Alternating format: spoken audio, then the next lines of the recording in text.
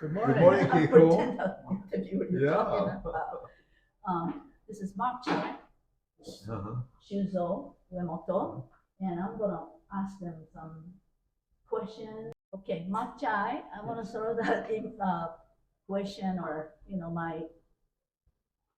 my observation about you. Um, you are always, to me, you are knowing the material, and then also I'll call it, if I have to call it, I'll say you're eco artist before time. I'm grateful for that title, but it really started in school um, when we had to make, I think my first taste of making stuff with found objects was a class with Suzanne Wolf. It was a studio with Suzanne Wolf, and she had, asked us to look at ordinary materials and try to come up with an art piece with it. And I really liked that creative approach. But when I got out of school and graduated, I was one of those starving artists, and art materials were really expensive. So I started looking at things out there that weren't really being used for art that could be made into art, and that things just slowly progressed from that. I think that what really catalyzed it for me was when I started working as a transporter at Queen's Hospital. I saw a lot of material that was getting thrown out that I thought this would be great art medium material. There was X-ray. I started with X-ray material, the film, but I realized after a while the film wasn't really great because it decomposed. The stuff on the X-ray material would decompose after a while. It got really messy. But then what was inside of the box was a great material to work with. And also the thick cardboard that you would see at the hospital. Their equipment would come in these crates that were made with cardboard that were 3/4 inches thick. And I just thought, I'd hate to see these big sheets get thrown out. So I started thinking, like, what could I make with it? And then I started playing around. At first I was just cutting it with the mat board, and then I came across this blade for my jigsaw. It actually cuts cardboard, and that was like, whoa, this is like an epiphany. Okay, I can do some really cool stuff. So that's my whole cardboard era. I'm still making stuff with cardboard, but because I no longer work at the hospital, I can't retrieve any of that cardboard anymore. You don't have a connection? Well, since COVID, they're really strict now about what people pick up from the hospital. Yeah, there's all these protocols in place now, and I really want to stay away from the hospital. Other materials that I've come across, either through the hospital or other sources, such as these polypropylene barrels. Every now and then I'll find something interesting to work with. But I got to say that working as a transporter at Queen's Hospital actually shifted my way of art and the kind of things that I was making. So, as far as an eco artist, maybe I am an eco artist, but I'm actually more of I see myself as someone who's practical and try to be sustainable. And if I can just my part alone of preventing stuff from going into the landfill, that's great. So I have to choose some words to my impression of you would be family and friends and playful. Yes, I'm kind of a playful kind of guy. Yeah. I just want to say, Mark and I were classmates back in the 70s Yes. with Fred Roster. Fred Roster, Suzanne Wolf, and Yeah. actually quite a few of the people, artists that are in there were all in ceramics together. Miley Iwata, Yeah. Mary Mitsuda, who else? Yeah. The whole bunch Actually, of us. Esther was there too, but she was a few years after us. And you know what, Esther, I really want to kick myself for not buying that one little sculpture, Raku, that I thought about, almost all the little fish on it, the little figurine. That was like one of your first figurine pieces. I think I still have one of your male guy figures. Oh, the little trucker? I have to look at. Yeah, I'm a collector. I like to collect things, and I make my art out of my collection. I find stuff and make dioramas. I like to have fun. So that's probably my premise in making artwork is just to kind of like visualize my collection in a kind of a story narrative. They are also silver gelatin. Lately I've been just using digital inkjet printing. It's a lot more convenient. Before I used to have a black and white lab, and I used to make a lot of prints, which were labor intensive, but it's beautiful because I used to print handmade prints on Arches sateen, and I like the alternative printmaking methods. I like platinum printing. I made small prints, but I was thinking about going to there's a lab in California that does larger platinum prints, and I might have them make prints for me. It's a lot more elegant when it's on real paper and using precious metals versus digital. It's beautiful. You probably couldn't tell if it's not a platinum print, but having authenticity with metals, the platinum prints do have a significantly higher value. I remember when you were working at Photo Plant. Yeah. Yeah, me too. Yeah, yeah. So I was like, at the time I was working as a freelance graphic designer, and we had to, get things produced for the newspaper, and they were always like, "Oh, we got to go take it off the Photo Plant." Yeah. Yeah. We were kind of like one of the very few places you could bring a black and white film and have it printed and developed. That was kind of interesting. That's where I printed a lot of my after hours. I would print my large hand coated liquid emulsion prints. Wow. It's kind of laborsome, huh? It's much more convenient with digital now. But I still enjoy you're looking for ideas, being playful and uh, looking for narratives with friends. I think that my early narrators were like of my friends, like Candy Everett, and I like I think you call it campy kind of images, like like pin-up girls. I'm kind of a guy, so I enjoy the kind of pin-up and those kind of 50s images, or even earlier, like portraits from these great portrait photographers like the Richard Avedon, and even earlier ones.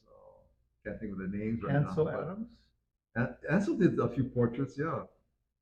Interesting you might mention about Ansel because I always admired Ansel and who's that other woman photographer?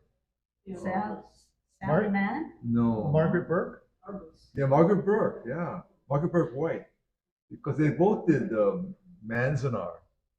They photographed Manzanar, and Ansel was very clean and pristine. He made everybody look happy, and they were like like in a good place. Whereas Margaret Burke White took them as they were. It's like dusty, and they were like, yeah, she made them look like they were like not suffering, but they had to put up with that internment camp. Interesting perspectives.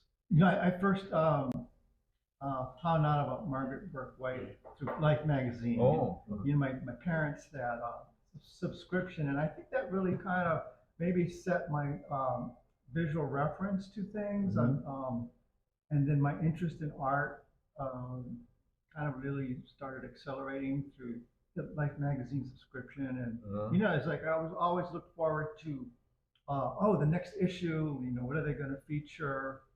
And I think a lot of my art was kind of like maybe molded through things Mhm. I'd seen. Um, you know, I remember this one Life magazine. They did a special on Pablo Picasso, and the two pieces in there that just resonated with me. They were really simple. They were found objects. He did the bull's head. I don't know if you folks Yeah, the ever bull said. with the bicycle Yeah. seat and the handlebars. Wow, that is so clever. And there's another sculpture was he had taken these toys, and I remember it was this kind of an ape or something, and he had taken the two halves of the bodies and made the head. Yeah, he was clever. Yeah, so that really kind of, I don't know, it sort of stuck with me. Yeah, I think I like that period too. I think Manry was Picasso goes for a long time, but I'm sure you're like Manry. Enjoyed Manry. His his Yes, Dada sir, yeah. things with the iron and the nails. I Right. can see you doing that kind of stuff. Well, actually, that's sort of like a play on these two pieces here that I did for this show. I every now and then I'll come across a word, and I like to do the pun thing. Mhm. So like this tree here is actually, it came to me one day when it was my cousin or somebody. She was saying, "Oh, instead of saying three, she said tree." And so, I was thinking like that's kind of funny. I was like, wait, no, it's three, it's not tree. I said, and she would say, that's what I said. I said tree. No. So there was this whole play which was funny, and it just happened that I was thinking about that, and I needed a piece for this show, an extra piece, because I already had this. I was like, I need to make another piece, and I realized I can use these cigar boxes and put it on this tree branch and call it tree boxes. Yeah, it's fun to play with words. Yeah. Okay, I have some general question for you. People often speak of art as a healing therapy. Is your artwork driven or influenced by your strong emotion, opinion, and healed by art? Or this is more like a female kind of question? There have been things that were driven by emotion for me. There are two pieces that I have done, and they were actually utilizing the polypropylene barrel, where I did a piece which was sort of, and it's really funny because some of my some of my best pieces are kind of things that the idea comes at the spur of the moment. It's just real spontaneous. And I was I had submitted this piece to the Japanese Chamber of Commerce show, and never rarely get into that show, but I submitted this piece, and then I thought like I had put all this work into this wood carving, and it's like I should do something else, and I didn't really care if it got in, but it was like there was this event that happened where Mufi Hanneman was the mayor at the time, and he was trying to send all our garbage on barges to the mainland, but it was turning into a fiasco. So I sort of like had this idea that our rubbish was going wild. Like nobody wanted our rubbish, so I created this piece. It's kind of like it was a spontaneous thing, just like these. And it was a polypropylene barrel that people always use as rubbish cans, and they cut off the top. And what I did was I melted it and had all these spikes coming out. And it was a fun piece. And I was really surprised that not only did it get accepted, it won the first place. I think it was first place sculpture, and then the state bought it. Wow. It was in their collection, and I thought to myself, and everybody was coming up to me like, "Wow, that is so brilliant! How did you think that up?" I mean, even Fred Roster, he's kind of reserved sometimes. The Fred's reserve. Yeah, and he said to me, Mark, that was the best piece of the show. I'm like, well, thank you. Like coming from Fred, that was high compliment. So going back to your question about do I get inspired by emotion? Mm. So at that time, I was really upset that Movie Hannon was doing this, and we were Yeah. spending all this money just to get rid of garbage. Yeah. And I wanted to, and I don't really do political statements, but it was like for me, it was like I need to do something about this. Mm. So I mean, that's one thing that I can think of offhand, which was an emotional Mm. thing for me. Um, I was feeling when you were doing portrait of Hawaiian people. Mhm. This is in 70s, was it? Yeah, 80s? back in the early 80s or late 70s, I was Mm. doing portraits of kumuhulas. Mm. And that was an interesting project because at the time, that was like the 70s, there's a Hawaiian Renaissance going Mhm. on. Mhm. And then I realized, hey, I'm a Japanese guy, and most of my friends I grew up with are all Japanese, and I never had a feeling of, I knew some Hawaiian families, but I never got to know them. So I thought doing this project would really make me acknowledge living in Hawaii and the people who, practice the heartbeat of the Hawaiian people, the hula. And I got to meet them, and I didn't meet them for long, but I did feel get to meet them and have a feeling for them. A lot of them, like what's her name, Bella Richards. Yeah, Bella. She was amazing. She was in her later years, and she was a renowned kumuhula, and got to talk to her, and we got kind of close, when we talked story, and took a portrait of her, and I did take a nice portrait in the book. It has a warm feeling, and you can see a lot of aloha in her. And the rest, like I did the first book with a large format camera, so it was kind of intimidating for them to stay still because I only shot 10 negatives, and it's a slow process. So uh, to accommodate me, they had to stay still, and then I shot 10 pictures, and I picked one of them, and then yeah, it really captured the stillness. Today's cameras with digital, you can move around and fidget. It's a whole different uh, kind of feel of photography, but I'm glad I did it with a large format. It made them stay still and get a very formal view. Paliku Theater Oh, upstairs. really? Yeah, Thank you every for time when I mentioning go that. there, I see your work. Okay. Yeah. Yeah, the State Foundation. I guess I always thank them for showing them a Polycoup Theater Yeah. gallery, and I always thought, oh, they don't have room in their storage space, so they have to show them someplace. I'm glad they showed them. Yeah. Yeah. I think that theater itself has a lot of motif of Hawaiian plants and Uh-huh. stuff like that.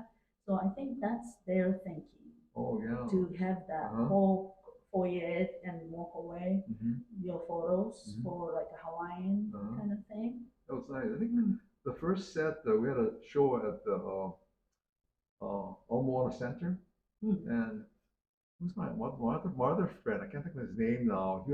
He donated the coil frames. Wow. Yeah, he was very nice. He was showing at the Uemoto Center. That's when they had the center pavilion. Oh, right. Yeah, by next to Gima's gallery. Gima. Oh, Gima. That's where I had my first show in 1979. Wow. And Sue Gima. I really thanked her for having my first show there. It's like such a epic, not epic, but such a famous gallery at the time. Mm. I Gima's think a gallery. lot of people, a lot of local artists got their start. They at showed there, Gima. yeah, Gima's gallery. Yeah. Small place, Yeah, really tiny. tiny yeah? place. But Sue had a framing business there, Mm. right in the beginning of the by the pavilion, Mount Pavilion Mm. area. Yeah, I think it was right at the bottom of the escalator, right? bottom of the escalator. Yeah, back in the day, huh? Back in the day, yeah. I don't know. I remember the first show I went there, we were still in school, Uh-huh. and Amos Kotomori Yeah. Oh. was having a show there. Wow. A lot of well-known people. I was only 4 years old at the time. No, I'm just kidding. Yeah, Mark and I are classmates in Fred Roster's class in the 70s. Right. But he was younger than I am. Not that I'm an old man now, but We actually first met at Sally Fletcher's. yeah, all right. hand building- Sally Oh. Fletcher, hand hand building. class. It was so dear. So, as to John Koga, they were younger than you, Right, right? younger. Yeah. Yeah, younger group. Yeah. You know, John Koga is a very driven artist. So Yeah. I always look up to him and think, wow, I could be like him. But you know, we just have different upbringing, and our journeys are different. But you know, there's so many artists I admire, and even the younger ones that are coming up. There are some artists I like. Wow, these guys are awesome. Mm. You know, there was a show recently at Arts Cafe, Mm. and they were Fred Roster's students. It was, I think, before COVID, so it had to have been like 2018 or 2019. And there were, so Giovanna Sullivan was in there, Calvin Lack, John Koga, I think Lawrence Seward, Well, Seward was Laura, Lawrence Seward was Fred's student. I think so. And Oh, then, John too. Yeah, Wow. they were all students of Fred. I think right before Fred had his stroke. Mm. Oh. Yeah, but it was just, you know, just to see the amount of talent that's coming out of Fred's classes. It was interesting. I talked with someone about taking Fred's class, and then she was saying, "Oh, he has great lectures." Then I asked somebody, you know, during our time, I said, "Did you get interesting lectures with Fred?" I said, "I don't remember." Yeah, Fred was like, he hardly said anything. I know. I mean, and Mosado was even more. Yeah, it was more quiet. So where's the instruction here? You know, where's the lectures? It was like driven by just follow by example, right? Whatever they did, you look at them and then, oh, that's cool. So you try to do something like that. But Fred was very inventive. Like one of the things he did was like he did a piece called "A Fork in the Tree."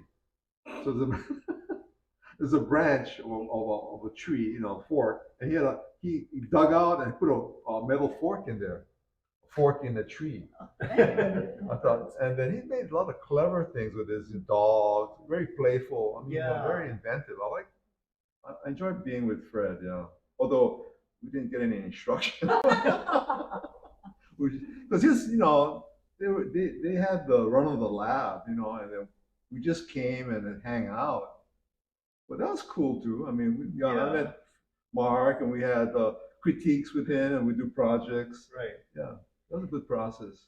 At the old The Quonset. the Quonset house in the yeah, that was back on the In hill back of the clay, East West Center. by the clay. Actually, this was before they even had the Korean studies. You're right. Oh. In fact, we were watching them build the Korean studies. That's right. That was kind of a real great time because Sean Horan, Haruhi McVeigh, the clay, you know, the ceramics Yeah. lab. That was a real playful And, area. who were the big, you know, what's his name? Correa. Oh yeah, He had to start Right. there, right? Korea, Steve Correa. Steve Korea. Yeah, and he went on to become this big time glass blower maker. Yeah. You know what I really admire about that time period is when you, Scooter. Oh, Scooter. Well, The show at George Hall. Yes. Yeah. I mean, that to me was like, wow, this is such an incredible show. That was an incredible show. David Sumida, he runs Sumida Watercress Farm. Yeah. Yeah, we're like kind of, yeah, back in the 70s. But he made a shell of a Volkswagen with fiberglass. Oh. So he basically fiberglassed his Volkswagen Yeah. he was driving with the fiberglass the whole car, and it was sort of transparent. Transparent. They And call he it chrysalis. Chrysalis, right? Wow. It was, yeah, it was just amazing. That was very playful, yeah. How did he get in the building? That's what I kind of. I know. Yeah. And then Ken made all these glass panes and all stacked in an angle, you know. And then somebody Walked through it. walked through it, and he was happy somebody did because then it looked very kinetic. And then Well- what I did, and Mark, you had a piece too there. No, I did not. Oh, I had a piece. But I really liked your piece Oh, because thank you. it was very conceptual at the Yeah, time. I had these large beams.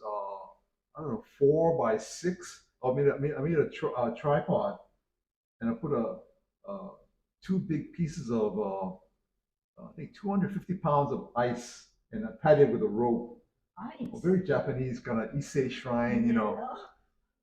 Oh, But then, then I put a little plastic under because the ice was melting, and then I got scolded because Helen Gilbert told me it was leaking through the George Hall at the level. Oh. It was leaking into her storage room with the frescoes. Oh. No, she was just very nice, Helen Gilbert. So I had to mop. The other artist was Russell Gu. Oh yeah, Russell Gould. But the thing I admired about Shuzo and Russell's pieces, they use traditional Japanese joinery to connect their pieces. So everything just fit together, which for me was a turning point. And I think that was one of the first experiences I had when I was a little kid. I was come from a military family. We were in Japan, and I know I was 5 years old at the time, and so they had these Japanese carpenters build a fence in the housing area where we were living, and I watched how they built this fence where everything was cut and chiseled and everything fit together. There were no nails. And that really stuck with me as I grew older about craftsmanship and trying to make things as perfect as possible. So I try to kind of imbue that in the work I do now, just see the lamps, you know, and things that, like when I fit things together, try to make it look like, kind of like a little puzzle thing, like how does this thing fit together? Yeah. Yeah. I wish I knew Lonnie Tomono back then. Yeah, really. Yeah, Lonnie's like my little brother, but he was a lot younger back then. But he spent 7 years. And he had a show here at the Fish Cake, and there's a piece here. I just hung out with him a couple of weeks ago. Came from the Big Island and just talk stories. He's like my little brother. Yeah. But he spent 7 years in Japan Fixing. shrine building. Yeah. Wow. Yeah, he's an expert with joinery. Yeah. Yeah, chiseling. So if you are to select other medium, what that might be? When you say select other medium to work It's in, like a painting or, anything that you could express yourself. well, if I could, I would want to get into welding. It just for me, it's not really feasible unless I rent a space where I'm not going to burn the house down. Because I mean, there's always that chance that Yeah, the especially gas or whatever with sparks. oxyacetylene. Yeah, so it's probably why I just work with the materials I work with. Is I work out of my garage, and not only work out of the garage, but I got to be mindful of my wife's car because she parks it in there. I mean, that was a stipulation. You're going to work in the garage. You got to leave space for me to park my car, and I don't want your things falling on my car. So as an artist, I find that I've really had to be creative in space management. It's like after almost every project I do, rearranging the space because stuff starts accumulating, and when I realized that I can't find things, then it's like, okay, I gotta start letting go. You know, like I said, space is at a premium in my studio, so it's like yeah, I just have to let things go sometimes, even though I try to utilize everything that I can. It's just like, no, I got to be selective. So I try to be resourceful, sustainable. Um, oh, so yeah, so when we talk about who are your influences in life, what has influenced you. Um, when I was a kid, I used to watch the show called MacGyver. And he made stuff with duct tape, and he always carried his Swiss Army knife. But I try to, try to be creative and clever like him. And then I think somewhere along the line, people gave me the nickname of Chiver. So I kind of like, yeah, I like that nickname.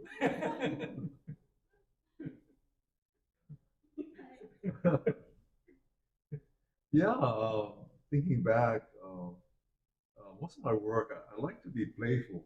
So I have a collection of things, and all of it is toys. I think I stopped collecting. No, I still collect. And I have a, yeah, my place is. I have a small studio I live in, and it's getting cluttered. So I try to be like Mark and try to clean up and lessen what I have. But having all these things. I work at home, and I create these dioramas or I see though. storytelling. Yeah. And that's what I've been doing. It's easier to work at home and create something and have it printed. Yeah. Can you talk a little bit about your next project in mind? Oh, my next project, I'm still doing work with Kalihi Palama, Culture and the Arts, and I think we're going on another Kumuhula project. So I did the first volume, and the second volume I did, and then we're thinking about a third volume. Although it seems a lot of work because there's a lot more kumuhulas out there. So I think the first project was we had a criteria of teaching for 10 years. So they would have to create some kind of criterion so we don't photograph too many uh, outstanding kumuhulas. Maybe wait another 10 years. Another 10 years, Yeah. right. That would be a good criteria to follow. That's my next project. And you selected Kumuhula already. Oh, not yet. So Not we're yet? still in dialogue with Guy Sabilla, who is the chairperson at Kalihi Palama. I work on that in the future. So how this came about? Oh, the first project, it came about when I had an exhibition at the Contemporary Museum at the Appetizer. How? That was like 1978, 1980, I'm sorry. I had a show of portraits of my friends, like Lester Yeah. and all my Wendy. artist friends, Candy. Wendy. And then I met this guy, Alan Soimori, who was working with Kalihi Palama, and he approached them that maybe I should they wanted to do a directory instead of folder, just Wow. with snapshots. Then I said, wow, if you were going to do that, why don't you make a book with interviews? So that idea caught on, and the first problem was how do we get the money? They didn't have the money to produce something like that. So what we did was we had a pre-sale, and that was very successful. So I shot maybe about 10 kumuhula, and we made a brochure. We sent it out, and whoever wants one get a copy. So we had a pre-sale. So we made 2,000 copies, and the pre-sale we produced the first volume from the pre-sale. The second one, I think we had an exhibition at the what was it? Anyway, the state foundation bought Oh. photographs. I didn't make any money. Luckily, Palama made enough money to do another volume. Mm. So from that, they produced the second volume, and I got some small stipend. Yeah, in Hawaii, you have to work for love sometimes. Yeah. Yes. Yeah. Yeah, And then there's gonna be exhibition someplace. yeah. I think right now we're in the plans with my friend Barbara Pope, Book Design. Mm. They want to do a 3-volume set. So the first volume, second volume, and this next project I'm gonna do. I'm getting kind of old, so I don't know. You gotta do quickly. Oh, Mike's a lot younger. Not that He's much. got more mileage, mileage to go. Well, you know, my wife tells me, yeah, you gotta keep working because, Yeah. you know, it's that term, you hear, to rest is to rust. You guys Yeah, know? you're right. Yeah. You're right. She's right. So, as far as my next project, actually, I am being considered for a project, and it's kind of a big one, and it's kind of a new thing for me because I had to sign a NDA, a non-disclosure agreement, that I wasn't going to talk about it. So, Okay. yeah. So, but I don't know. You know, they're still in the selection process. Is But this something to do with the lighting? I can't say anything. But I think it's because they had seen something I had done in New York that I was kind of on With the metal pieces, for the the floral. Everybody Georgia probing. the George O'Keeffe thing. I think you might have seen that. So anyway, but then I'm still doing small commissions for people that are remodeling their homes. It's those can be fun, but also challenging because they'll they'll see something. I mean, I find myself a lot of times not like creating just. I mean, I can create stuff, but it won't get sold. But unless, of course, it's just a fluke. And a lot of my work now is geared towards custom commissions for people. They'll have seen something I did before, or they happen to see something at a friend's house, and then they'll say, "Oh, I want something like that, but I kind of want it bigger. I want, you know." So it's basically I have to gear it towards what the customer wants. So my work in terms of lighting has become very bespoke. And you know, it's good that way because it's not like I'm mass producing things. They these customers who seek me out, they want something that's geared to what they want for their place. It fits their style. Yeah. Yeah, I like the work you did at that cabin in Oh, the Hollywood. Ossipov cabin. Ossipov, yeah. That worked out really well. You know, that was actually I'm just surprised at that Polyhua cabin, the amount of publicity that thing just took off. Because at the time when I was approached about doing lighting, all I understood it was the Gill's property. You know, Gary Gill, his family bought, they bought the land, and then they were gonna, wanted to restore it, and so and when they approached me, they said we want to do a light over the dining table, like how it was when Vladimir Ossipov had it. And the only thing that they would give me was a copy of a Polaroid picture of what the light looked like over the table.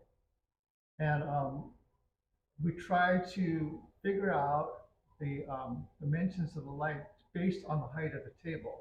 And we knew the table was about 29, 30 inches. It was a small little dining room table. And so I was working with this architect, Jason Seeley, and we both kind of figured, well, it's going to be based on that photograph that it was going to be X amount of inches high and, proportionally, wide.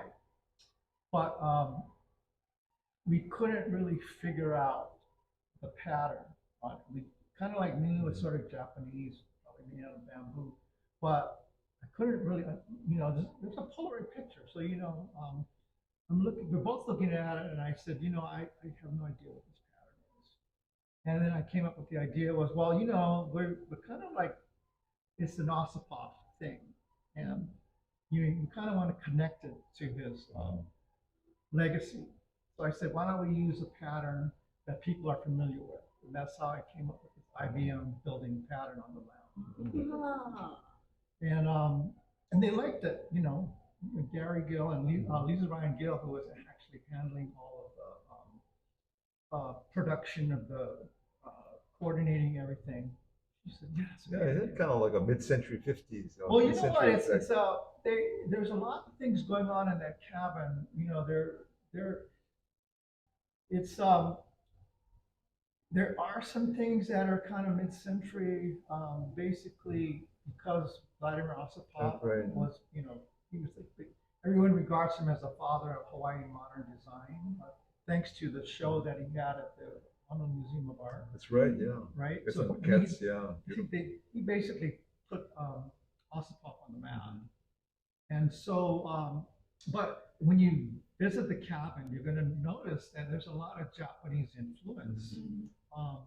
Vladimir Ossipoff grew up in Japan, so a lot of his thinking was, based on his, Japanese. But it's every time I go up there, I always think, wow, this is, he really thought this thing through. And I did find out that he did bring some Japanese craftsmen to work on that cabin. Wow. But the amount of publicity that thing has gotten is just kind of blew me away, because I just thought I didn't realize what was going to happen. And I just kind of signed up for this cabin to do this project. And what's really funny was, my wife and I got to visit it for the first time. The architect Jason wanted us to meet Liza. Liza and my wife got to be good friends from that. And, they were going to pay me for this project. And while we were driving down the hill, my wife asked me, how much you going to charge for that? I told her a price, and she said, oh, why don't you just do it for a trade? I'm like, what are we going to trade for? She says, I'm going to come up here more often.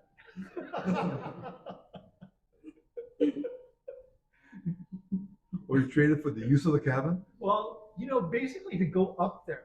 That's my wife's place to get away on Oahu. Yeah, it's a beautiful place. Yeah, but it's like now the thing is gets booked thanks to Andrew Mao next door. He's having all his hakule making workshops. Oh, up there? Yeah. It's booked, constantly booked. okay.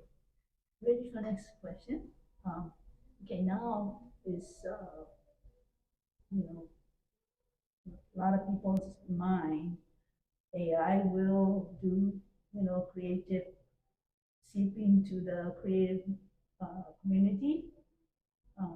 What do you think about that? Because they already have writers, they can tap. Right. Yeah, right. They can write. So that could be going to like a 3D things too. That I was thinking. So because you were 2D, so you probably easily Yeah, or manipulate it. I just saw some of that on the television today, and they're talking about a photograph of a dog running, and then whoever was doing it said, "What if you used AI to enhance the photo by telling the program put a different background, putting different elements in?" Yeah. And I think it's a fun thing to do, generate objects using AI. It's exciting. Just to create a different idea or make something up quickly, and you don't have to do Photoshop so much. Just have the AI program bring it in. Just select and blend it. So, but you don't think they need some kind of Copyright? copyright? Yeah, I would think so. If you use another person's image, if you're a responsible artist, you would have to yeah, pay some kind of royalty or some kind of fees for using somebody else's image. I don't know how that really works. If you put the image in a different context, it could be, I don't know. I don't know what the law is, but there is a thing to think about. What about you? You know, that question came up recently. Somebody had asked me, so could your lamp designs be copied and be reproduced Yeah. in China? And I said, oh, I'm sure somebody probably is already doing it. I think for me, it's at this point now, I'm still lucky that people are coming to me. They want something custom made. But there may be a time down the road where somebody will. I mean, already people are asking me, "Oh, did you make that?" You know, they'll send me a picture, and I'm, no, I didn't make that. But you know, it's like there's work out there that's starting to look a lot like mine. Yeah. Copyright is interesting. Copyright infringement. Yeah, but the thing though is, you know, because a lot of my work is inspired by nature. I'll see something. You know, I was doing a whole lamp series based on local fruit or plants, and kind of working them into the design. So I don't know how that would work in terms of how I could copyright the design if I'm taking something. You know, I think Mark, yours is like your design, and the rest would be like copies. So if a person was really interested in getting the original, they would get from you. Yeah, I mean, things like this. I mean, you can't. I find a tree branch that's unique and make a piece of art. So it's like can't really copy. Yeah, you can't. You can't. Yeah. Copy So it. yeah. I mean, like something like this, it probably could be copied. But I try to keep. So Mark, what kind of wood did you? I think I asked you earlier. What kind of wood did you use? Oh, well, so this actually, this tree is from a tree called Chloroleucantortum. It's a Brazilian rain tree, just like the other branch here. And it came from a tree that was in the yard of another artist who's in the book, Leland Miano. Oh, Leland's. Yes. Yeah, Leland. So, and the way I discovered this wood was I was at his place in Kahului one time, and he had this tree that was debarked. Oh. And Naturally debarked. well, actually, there was a small piece, and I asked him, "Wow, what kind of wood is that?" Because it was just recently debarked, so the wood was still white. It was like white, almost as white as the walls. And when he showed me, oh, it's that tree, I was like, "You're kidding?" Because I said, "But that, it's like, how did you get it?" Like, "Oh, I stripped off the bark." So, I asked him, "Well, the next time you're gonna prune your branches, let me know. I want to come and get them." So, yeah, I remember visiting him once. He had quite a large piece of property, huh? Yeah, I want to say almost an acre. But way he arranged, I think make us think it's a really huge place. Yeah. Because it's rocks and meandering. It's Right. beautiful plants. Funny story. I asked Leland, "Why do you move the rocks?" He said, These are these humongous rocks. He told me, Yeah. 1 inch at a time. Actually, it's really funny because I have a rock moving story.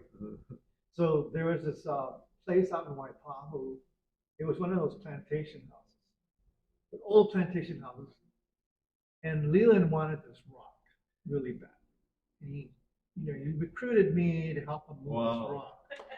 Adventure. And he said it should only take a couple hours. Well, of course, took us the entire day, and his truck almost because this truck was basically about 6 feet long. It was a basalt stone, Heavy. and it was like 6 feet, and it was like, I think 2 feet high, 18. So it was like, it must have weighed a couple tons, I think. But it was his idea of lifting up the rock, jack it up, rollers and everything.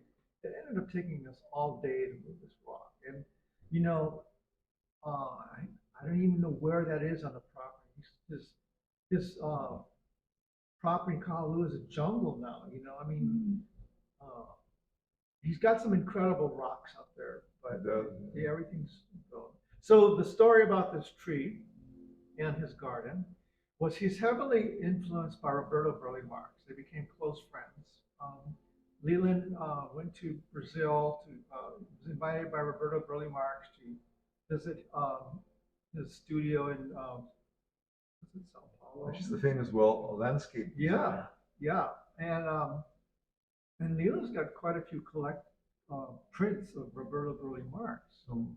But his inspirations. There's a lot of inspirations in Leland's garden that comes from Roberto Burle Marx. And so the story about this tree was that Roberto gave him some seeds. Starting to sell and stuff. But so they're telling, oh, Leland, you should plant these in your yard. They're nice decorative plants, and they shouldn't go too big. But of course, Leland lives in Kalu, and it turns out that this tree was actually a rainforest tree. So this tree that Leland's got is bigger than a lot of monkeypox trees. No kidding. Yeah, but Leland wanted to create this thing where the way the branches grow, they would kind of meander with the paths in his yard. I don't know if have you been out there, so you know what I'm talking about, right? Yeah. Yeah, so Leland actually trained the tree to do that. Oh. Yeah, that's why he kept pruning. Oh, you got this. Well, yeah. So when I got the branches, they were pretty much all the same. And this is, I think, the last branch that I have when he pruned the tree. Thank you very much, Keiko. Thank and you. Janice. And Maura and Fish Kitty. Thank you. Bye. Bye. Bye.